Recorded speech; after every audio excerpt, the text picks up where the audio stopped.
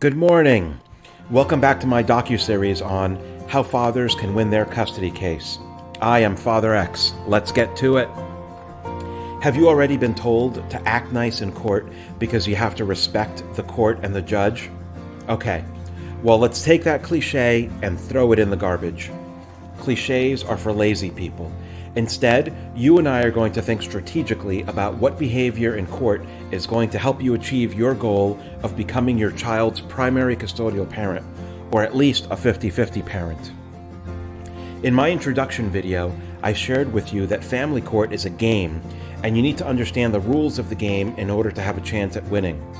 When you start, you know about 5% of the rules, but you need to know 60 to 75% immediately, and then you learn the rest on your own based on the facts of your particular situation. So, in this section on why you should be nice in court, this is a key part of learning the rules and getting mentally prepared for battle. Look at the interpersonal dynamics in court this way. On a scale of -10 to 10, -10 means that the judge hates you, and +10 means the judge loves you. As a father, I automatically started off in the negative range, and in general, the mother starts off in positive range, and the judge rubber stamps whatever the mother wants. So you have two jobs here. First, you want to play defense and avoid doing things that make you go more negative. Secondly, you want to go on offense and do things that make you go more positive. And you want to end up where you surpass the mother in terms of positive. So my next two episodes will be about defense and offense. Let's focus on defense now. During court proceedings, your strategy is to be polite. Be polite to the judge, the lawyers, the court clerks, the stenographer, and the police officers in the courtroom. Just be nice. Be presidential. A custody case is extremely stressful for parents. And on top of that stress, you might recognize the court is discriminating against you as the father. You'll see that if the judge is siding with the mother for no intelligent reason, but your job is still to be polite. Why? If you get angry and tell the judge, "You're an idiot, you're not being fair to me," then what do you think the outcome will be? The judge is the king or queen of the courtroom. To maintain authority, they usually beat down anybody who publicly exposes the judge's incompetence in an angry way. Think about that for a second. If a judge has already ignored your right to be considered an equal parent, you should be mad. That's a normal human reaction.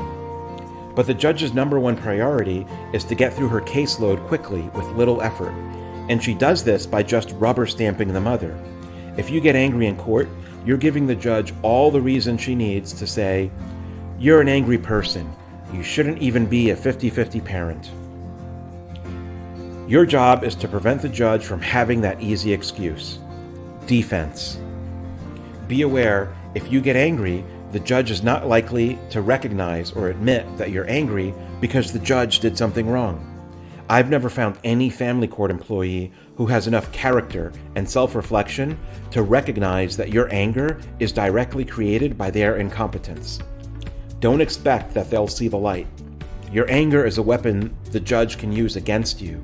Instead, when your weapon is intelligent thought about the best interests of your child, the judge will most likely be helpless. Judges cannot compete against intelligent thought. Let me give you an example of how yelling at family court employees doesn't work either. In child support court, which was separate from the custody trial, the mother gave subpoenas to the child support magistrate for him to sign. These were subpoenas to my current and former employers to get all my payroll records. The magistrate immediately signed the subpoenas for the mother. When I found out about this tactic, I realized I needed the same information about her. So I left subpoenas at the magistrate's office, requesting the same information from the mother's employers. But the magistrate wasn't signing them or getting back to me. When I called the magistrate's office, I spoke to his secretary. She told me that the magistrate decided not to sign my subpoenas. Obviously, I was shocked.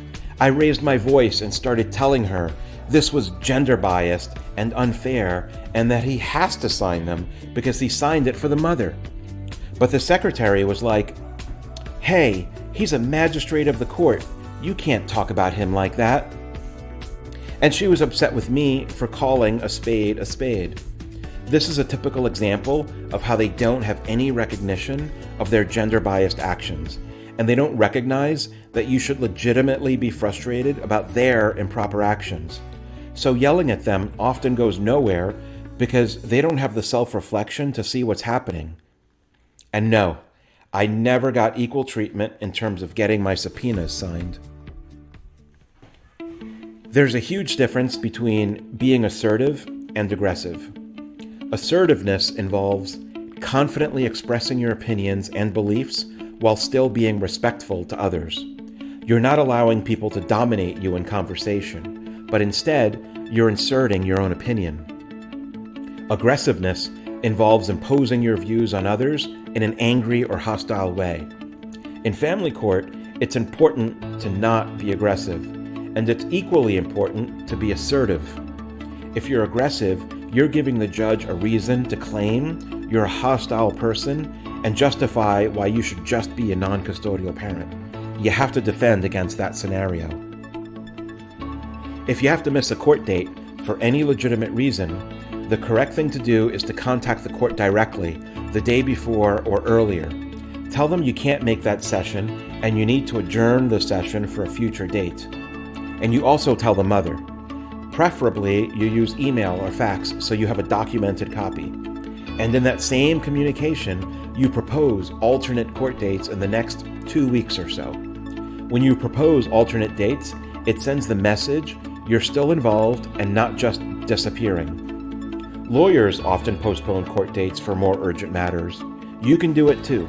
Just keep it at a minimum. If you miss court dates by surprise, without telling anybody, it'll piss off the judge. The judge will complain that you're not respecting the judge's time. And the judge can use that to justify why you should just be a non-custodial parent. You have to defend against that scenario. You should assume the court will unfairly hold you to a higher standard than the mother. If the mother misses court dates without notice, assume the judge might throw a tantrum, but will not take away primary custody from the mother for that. If you're going to be late to court, the same rules apply as if you're going to miss the court date. Contact the court and mother as soon as you know. You should have the court's phone, fax, and email on speed dial for occasions like this. If you're late, or worse, you're late many times, the court can use that as an excuse to claim you're not a responsible parent. You should be truthful in family court and not make false allegations. Why? The judge has to make a decision based on the credibility of the witnesses. You should assume the judge is hoping to catch you in a lie so the judge can claim you're not credible. You can't give the judge the opportunity to use this easy excuse.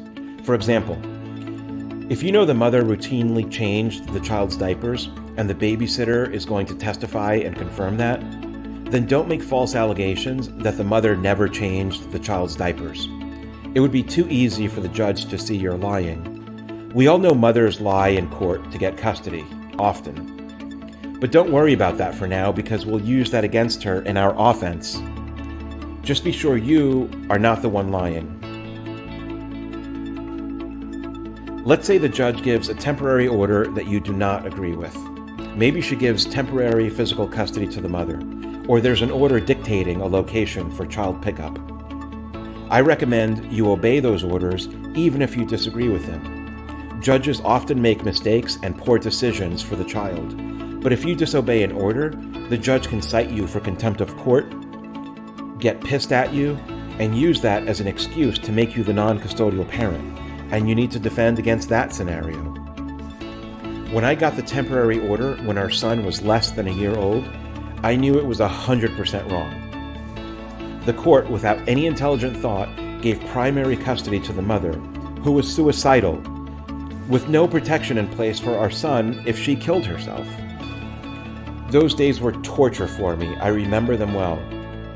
However, I had to think about the long game. which is my son's life from the age of 3 to 18 years old. I was going to have to battle through a long trial to get primary custody, and I lived under those temporary circumstances because I knew that if I ignored the court orders when my son was 1 to 3 years old, that disobedience would create the added risk that I would not have custody while our son was 3 to 18 years old. So I had to think about the long game. Of course, if your kids are already 16 years old, you might think differently because you have less to lose. If you think a court order doesn't work, you have at least 2 options. First, if there's a parenting schedule or a location to pick up your child and you want to deviate from that, then you and the mother can both agree by email so that the change is clearly documented as mutual. Generally, if both parents agree to change the order, the court will not stand in the way. But we both know that most mothers won't change a temporary order so much that the father then gets 50-50 or primary custody, right? And that's the problem. So a second option is that when you go to court, you can tell the judge that you feel the court order is not in the best interests of the child for A, B, and C reasons. And you're forcing the judge to decide based on this additional information or repeating information the judge previously ignored. It's very possible the judge will still ignore you, but at least it's not your fault for not speaking up. Your goal is to take away the standard excuse of the judge, which is, "Oh, I didn't know how to dress." Ideally, you should wear a blue or gray suit and tie for every court appearance. Just wear standard blue, red, yellow, or brown ties. Be presidential.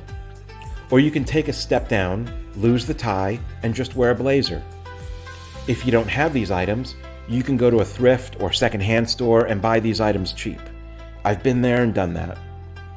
Or you can wear dress pants or khakis with a button-down shirt. Make sure the shirt is tucked in. Court is not the place for fashion statements. Stay away from the ties that have cute words or pictures. Don't wear shorts or jeans, and no t-shirts.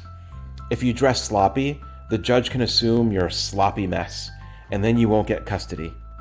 Don't give the judge the chance to use that excuse. Defense. Oh, for example, I was in court with my lawyer, and we were waiting for our case to be called. Another case was being heard, and the man stood up to speak. He was wearing jeans that were falling down his hips, and you could see his underwear. The judge said, "Sir, please pull up your pants." My lawyer then whispered in my ear, saying, "If the judge has to tell you to pull up your pants, it means you're not getting custody." Plausible deniability is one of the weapons that'll be used against you. It can happen, for example, when both parents accuse each other of domestic violence. Instead of trying to quickly figure out the actual facts, the judge wastes 3 years on a custody case, waiting for the trial to end. During that waiting period, the judge rubber stamps the mother for temporary custody. As long as there's no actual fact-finding, the judge has plausible deniability to justify the decision to rubber stamp the mother. This might piss you off, but try to resist showing anger. When you see the judge being lazy about learning the truth, you have to counter that by being assertive and continually bringing up actual facts of the case. In addition, nobody can predict the exact interpersonal dynamics that'll happen in your case. These depend on the personalities of the judge, you, the mother, and any lawyers involved. There might be times when anger and outrage work in the courtroom, and there are times when politics works in the courtroom. Ultimately, your behavior should not be random or uncontrolled. It should be a strategic choice. Every word you speak and every action you take should be an intentional step towards your ultimate goal, which is to become a primary or 50-50 parent for the best interests of your child. The next topic in this docuseries will be offensive strategies. Why play nice in court? These might be the darkest days of your life, and I'm making these educational videos to help you navigate this nightmare. If you subscribe, you can get updates when I post more videos. Thank you for liking, subscribing, and sharing with your friends who are in a similar situation. If you like, subscribe, and share, it'll also help the YouTube algorithm get this message out to more fathers in our position.